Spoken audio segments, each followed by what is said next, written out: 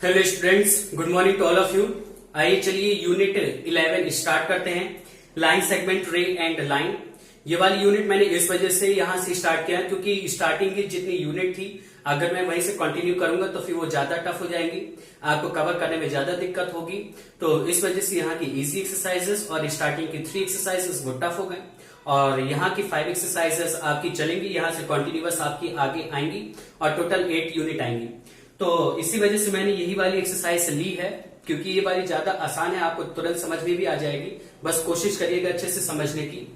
Unit 11 में हमको line segment, lines और लाइन रे के बारे में पढ़ना है। तो पहले हम जान लेते हैं कि आखिर ये टर्म होते क्या है। सबसे पहले लिखा है लाइन सेगमेंट। लाइन सेगमेंट एक ऐसी स्ट्रेट लाइन का एक ऐसा सेगमेंट होता है, हिस्सा होता है जिसमें हम ये कह सकते हैं कि इसको हम आगे या पीछे बढ़ा नहीं सकते। मतलब कि इसमें 2 एंड पॉइंट होते हैं। कितने एंड पॉइंट होते हैं? 2 एंड पॉइंट होते हैं। मतलब इसको ना इधर और ना उधर ले जाया जा सकता। तो ये लाइन सेगमेंट कहलाती है। लाइन सेगमेंट का सिंबल ये लिखा हुआ है, ए बी के ऊपर लाइन सेगमेंट हमको ड्रॉ करना पड़ता है। तो फिर वो ये शो करता है कि ए बी क्या है, एक लाइन सेगमेंट है। इसी तरह जो लाइन होती है उसमें 2 नॉन एंड पॉइंट होते हैं, मतलब कि उनको हम चाहे जितना आगे तक बढ़ा सकते हैं। तो ये लाइन में एक होता है, तो लाइन का ये सिंबल हो जाएगा ए बी और ए बी के ऊपर लाइन। रे एक ऐसी स्ट्रेट लाइन का एक ऐसा पार्ट होता है जिसमें 1 एंड पॉइंट होता है और 1 नॉन एंड पॉइंट। मतलब कि ये केवल एक ही डायरेक्शन में आगे बढ़ सकती है और दूसरी डायरेक्शन से नहीं बढ़ सकती। मतलब कि 1 एंड पॉइंट और 1 नॉन एंड पॉइंट। और इसको क्या लिख सकते हैं? ए बी, और ए बी के ऊपर रे बना देंगे। और इस बात में ध्यान दीजिएगा आप कि आप इसको बी ए ऐसे नहीं लिख सकते। जहां पर एंड पॉइंट है वहां पर ऊपर एंड पॉइंट होना चाहिए, जहां पर नॉन एंड पॉइंट है वहां पर नॉन एंड पॉइंट होना चाहिए। इस बात का ध्यान रखिएगा, ठीक। फिर उसके बाद बात आती है इंटरसेक्टिंग लाइंस की। इंटरसेक्टिंग लाइन एक ऐसी लाइंस होती हैं या लाइन का पेयर होते हैं जो एक दूसरे को बाइसेक्ट, वो एक दूसरे को इंटरसेक्ट करते हैं। बाइसेक्ट अलग हो जाएगा, एक दूसरे को इंटरसेक्ट करते मतलब कि काटते हैं, तो फिर ये इंटरसेक्टिंग लाइन हो जाएगी। और पैरेलल लाइन एक ऐसी 2 लाइन का पेयर होती हैं जो एक दूसरे से के बराबर डिस्टेंस पे होती है, मतलब कि they are equidistance from each other. मतलब कि चाहे हम जहां से नापे, अगर यहां से हमारा 2 सेंटीमीटर आ रहा है नापने में इन दोनों के बीच में, तो यहां से भी हमारा 2 सेंटीमीटर ही आएगा, ठीक। आगे सबको समझ में। इसके बाद बात आती है कॉन्क्यूरेंट लाइन की और कोलिनियर पॉइंट की। तो आपके एक्सरसाइज के बगल में ही बना हुआ है, आप वहां से भी इसको पढ़ सकते हैं, देख सकते हैं। बाकी मैंने समझा दिया ही है। तो कॉन्क्यूरेंट लाइन ऐसी लाइन से होती है, इसमें कई सारी लाइंस होती, ठीक। कोई ऐसी जरूरी नहीं, इसमें सब में एरो होगा तभी ये लाइन बनेगी। तो ये जब एक ही पॉइंट से होकर जाने लगे, चाहे जितनी लाइंस, तो वो सभी की सभी लाइन फिर क्या कहलाएंगी? कॉन्करेंट लाइन कहलाएंगी, ठीक। ये वाली लाइन नहीं जा रही है तो ये वाली लाइन कॉन्करेंट नहीं कहलाएगी, ये वाली कहलाएगी। जो एक ही कॉमन पॉइंट से होकर जाए तो वो कॉन्करेंट लाइन कहलाएगी। इसी तरह से फिर कह रहा है कोलिनियर पॉइंट। तो कोलिनियर पॉइंट ऐसे पॉइंट्स होते हैं जो एक ही लाइन में हो, मतलब कि एक ये लाइन हो गई, यहां पर ए है, ये बी है, ये सी है, ये डी है। तो these all 4 points are collinear point. मतलब कि ए हो गया, बी हो गया, सी हो गया, डी हो गया, ये चारों के चारों कैसे पॉइंट होंगे? कोलिनियर पॉइंट होंगे। आगे सबको समझ में। अब आइए एक्सरसाइज की तरफ चलते हैं। एक्सरसाइज 11A आज ही फिनिश हो जाएगी। कोशिश यही रहेगी, अगर ना हो पाएगी तो मैं नेक्स्ट टॉपिक में क्लियर कर दूंगा। तो एक्सरसाइज ए में क्वेश्चन नंबर 1 में, जैसे क्वेश्चन नंबर 1 का सेकंड ले लेते हैं, ठीक। देखिए क्वेश्चन नंबर फर्स्ट के सेकंड में ये वाला फिगर बना हुआ है और आपसे कह रहे हैं इसमें जितने लाइन सेगमेंट हो उनका नाम लिखिए। तो देखिएगा, एक पॉइंट ए हो गया, एक डी हो गया, तो यहां पर लिख लीजिए ए डी और ए डी के ऊपर लाइन सेगमेंट, आंसर। फिर एक ए हो गया, एक बी हो गया, तो लिख लीजिए ए बी, आंसर। फिर इसी तरह ए सी, फिर उसके बाद क्या हो जाएगा? ए ई, फिर उसके बाद और क्या हो सकता है? यहां से अब लीजिए डी बी, तो क्या हो जाएगा? डी बी, फिर बी सी, बी सी, और फिर सी ई, क्या हो जाएगा? सी ई। और इसके अलावा नहीं हो सकता। क्यों नहीं हो सकता? अगर आप सोच रहे हो कि क्या डी सी नहीं हो सकता, ये भी तो देखिए सीधा जा रहा है, तो नहीं हो सकता। अगर ये ऐसे फिगर बना होता, ऐसे मतलब कि ये सचमुच में एक स्ट्रेट लाइन में बना होता, तब BC होता। फिर आप सोच रहे होंगे क्या DE नहीं हो सकता? नहीं हो सकता। क्यों? क्योंकि अगर ये ऐसे फिगर बना होता, मतलब कि डायरेक्ट कहीं पर भी कोई भी पॉइंट वर्टेक्स नहीं आना चाहिए, तो तब उस केस में फिर ये DE बनता, ऐसे केवल यही बनेगा। ठीक, फिर उसके बाद जैसे इसका क्वेश्चन नंबर 3 भी देख लीजिए, PQRS लिखा हुआ है, एक स्ट्रेट लाइन में ही PQRS है। इसका आंसर आप लोग कंफ्यूज हो सकते हैं, इस वजह से मैं इसको बता रहा हूं। तो यहां पर सबसे पहले तो PQ हो जाएगा, फिर QR, फिर उसके बाद RS, देखिए सब स्ट्रेट लाइन बन रहा है। एक ये भी हो जाएगा PR, ठीक, क्योंकि देखिए बिल्कुल स्ट्रेट लाइन में चलता चला जा रहा है, 2 एंड पॉइंट है, अगर ये ना होता तो PR हो जाता। तो क्या हो जाएगा PR, फिर PS पूरा हो जाएगा, PS भी हो सकता है, क्या हो जाएगा PS, फिर एक हो जाएगा QS, है ना, हो जाएगा ना, यहां Q से लेंगे तो यहां पर क्या हो जाएगा QS। आगे समझ में? अब RS ना ले लीजिएगा क्योंकि RS यहां पर ले चुके हैं। आगे सबको समझ में? अगर इस तरह से नहीं समझ में आ रहा इस क्वेश्चन के लिए, तो इसका एक दूसरा छोटा सा ट्रिक है, छोटा सा तरीका भी है, उसको देख लीजिए। क्या कर सकते हैं आप? उसमें पहले PQRS लिखा है तो उस पॉइंट को आप लिख लीजिए, लिख लिया। फिर P लिखा है तो P लिखिए, एक बार P के साथ Q, एक बार P के साथ R, एक बार P के साथ S, मतलब कि एक बार इनको, एक बार इनको, एक बार इनको ले लिया हमने। फिर P हो गया, कैंसिल हो गया। अब फिर Q बचा, तो एक बार Q लीजिए, तो एक बार QR, एक बार QS, तो QR और QS। फिर अब ये Q कैंसिल हो गया, अब R बचा, तो अब केवल R को S के साथ, तो RS, और सब में लाइन सेगमेंट ड्रॉ कर दीजिए और आपका यही आंसर हो गया।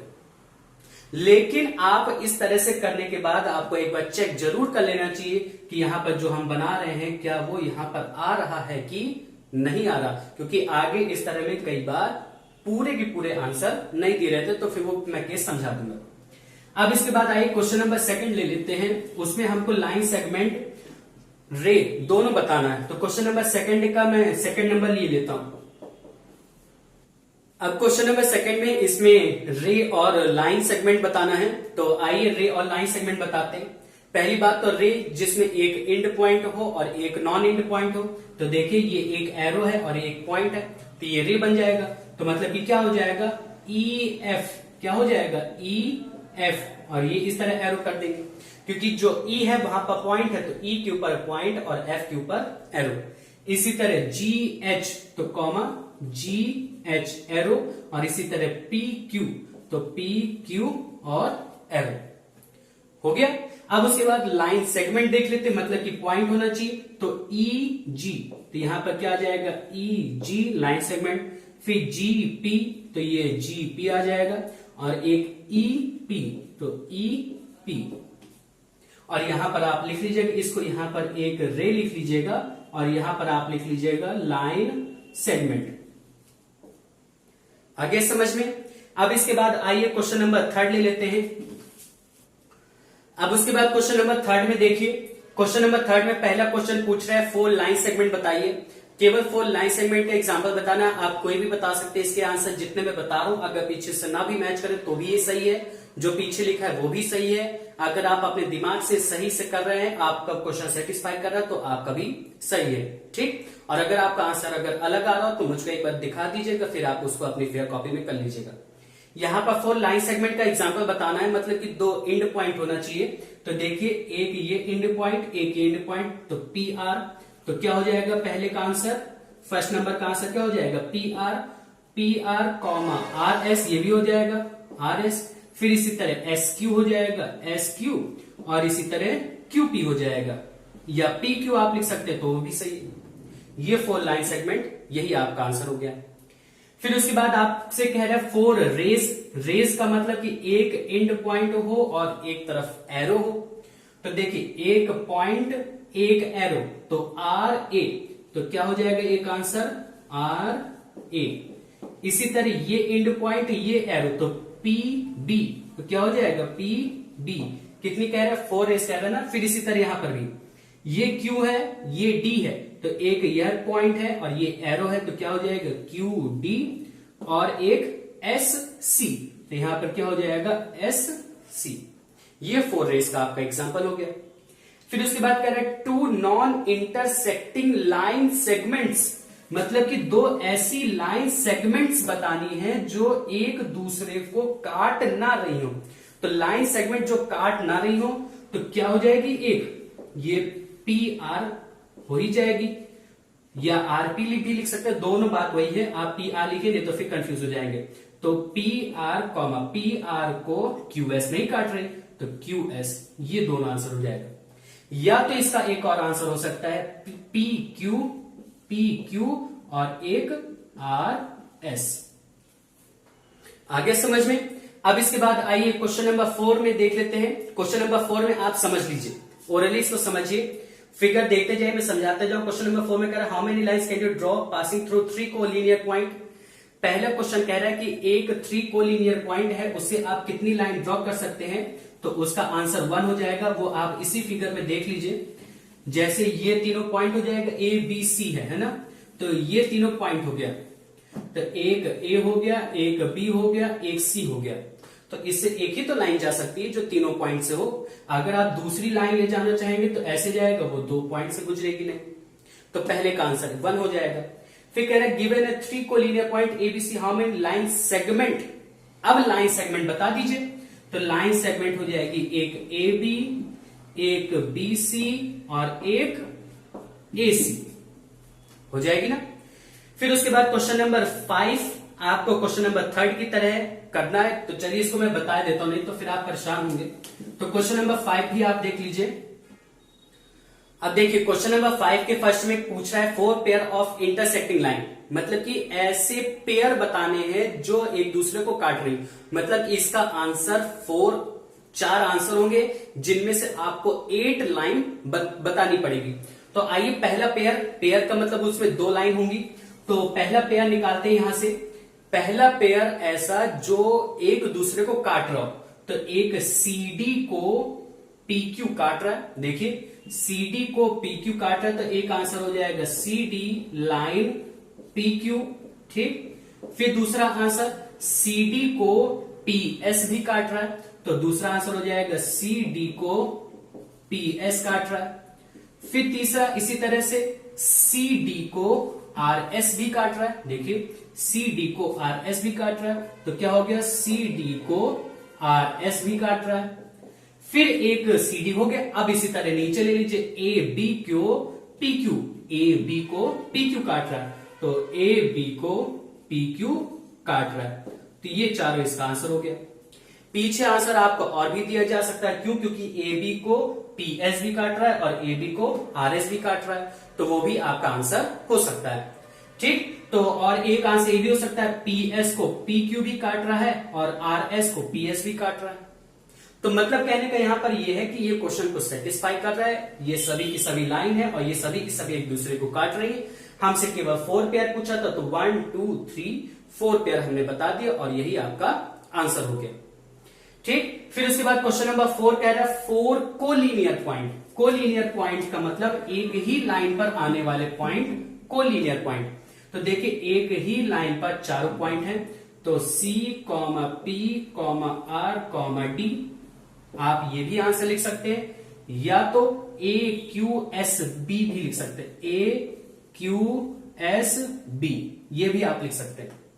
ये चारों कोलिनियर पॉइंट हो जाएंगे। फिर कह रहे हैं 3 नॉन कोलिनियर पॉइंट।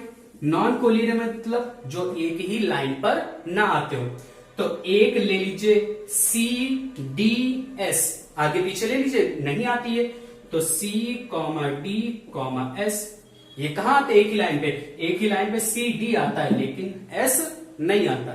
इसका और भी आंसर हो सकता है CPQ, CAP, CRS, CDB, AQR, ASP, ABD, AQC, मतलब कि एक ही लाइन पर ना आए ऐसा पॉइंट लिखना। आपका जो माना है वो लिख दीजिएगा, बस याद रखिएगा कि एक ही लाइन वाले ना लिखिएगा। मतलब कहने का आप APR ना लिख दीजिएगा, वो CPR CRD ऐसे ना लिखेगा कि एक ही लाइन वाला आपने लिख दिया, वो गलत हो जाएगा। फिर क्वेश्चन नंबर 4 में कह रहा है 3 कॉन्क्यूरेंट लाइन। कॉन्क्यूरेंट लाइन का मतलब एक ही पॉइंट से जाने वाली 3 लाइन बतानी है। तो ये देखिए, एक ही पॉइंट से जाने वाली 1 लाइन, 2 लाइन, 3 लाइन। तो एक आंसर इसका क्या हो सकता है, CD, फिर ये CD हो गया, एक PQ, फिर एक इसी तरह PS हो जाएगा, PS हो जाएगा। ये भी आंसर हो सकता है आपका इस पॉइंट से भी जाने वाली AB, RS और PS, ये भी आंसर हो सकता है। फिर उसके बाद कह रहा है 5 number 3 lines whose point of intersection of is P। 3 line बताई जो पॉइंट P से जा रही हो, तो आपका यही आंसर फिर से हो जाएगा, क्योंकि ये पॉइंट P से जा रही है। और यही तो आपका क्वेश्चन नंबर 5 फिनिश हो जाता है। फिर क्वेश्चन नंबर 6 आप अपने मन से कर लीजिएगा। इसमें आपको ABC को जोड़ना है, फिर उसके बाद लाइन का नेम बताना है, आप निकाल लीजिएगा। फिर क्वेश्चन नंबर 7 का 4th नंबर मैं बता देता हूं।